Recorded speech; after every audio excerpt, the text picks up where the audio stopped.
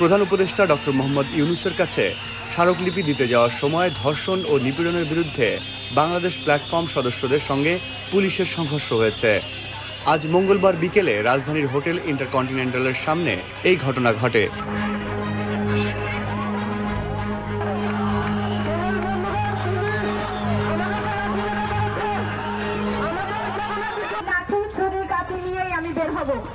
ঘটনাস্থল থেকে the daily স্টারের সংবাদদাতা জানান, ধর্ষণ ও নিপীড়নের বিরুদ্ধে বাংলাদেশ প্ল্যাটফর্মের সদস্যরা দুপুর 2:30টার দিকে ঢাকা বিশ্ববিদ্যালয়ের সন্ত্রাস বিরোধী রাজু ভাস্কর্যের সামনে থেকে একটি মিছিল নিয়ে প্রধান উপদেষ্টাকে স্মারকলিপি দিতে যাচ্ছিলেন। পথে হোটেল ইন্টারকন্টিনেন্টালের সামনে তাদের বাধা দেয় পুলিশ। এ সময় পুলিশের সঙ্গে তাদের বাকবিতণ্ডা হয়। পরে পুলিশ বিক্ষোভকারীদের 2 দফা লাঠিপেটা করে।